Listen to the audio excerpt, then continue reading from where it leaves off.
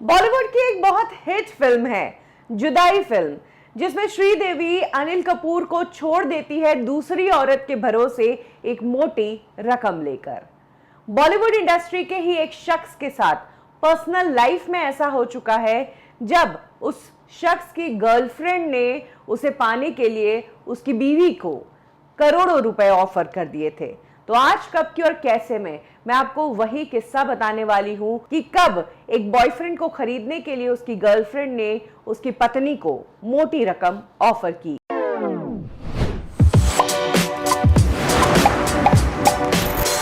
ये कहानी है उस choreographer turned actor turned director की, जो बॉलीवुड के साथ साथ साउथ इंडस्ट्री में भी काफी पॉपुलर है। प्रभु देवा की यहाँ पर बात हो रही है।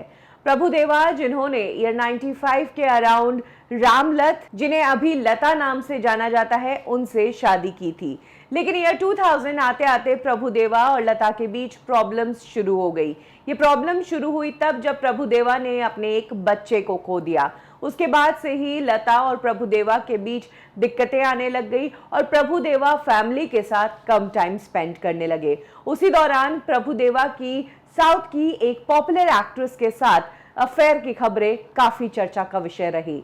नयनतारा करके एक्ट्रेस को तब प्रभु देवा डेट कर रहे थे। इधर नयनतारा भी प्रभु देवा को लेकर बेहद पागल थी। नयनतारा ने न सिर्फ प्रभु देवा के नाम का टैटू अपने हाथों पर लिखवाया था, बल्कि वो तो किसी भी हालत में प्रभु देवा को पाना चाहती थी। नयनतारा प्रभु देवा की होने के लिए किसी भी हद को पार करने को तैयार थी। नयनतारा ने प्रभु देवा से शादी करने के लिए उन्हीं की पत्नी लता से तब परमिशन भी मांगी थी। हालांकि लता प्रभु देवा से बहुत प्यार करती थी, वो प्रभु देवा को कभी भी तलाक नहीं देना चाहती थी। इसीलिए नयनतारा को तब प्रभु देवा को पाने के लिए, उनकी जिंदगी में बने रहने के लिए अलग अलग हथकंडे अपनाने पड़े थे।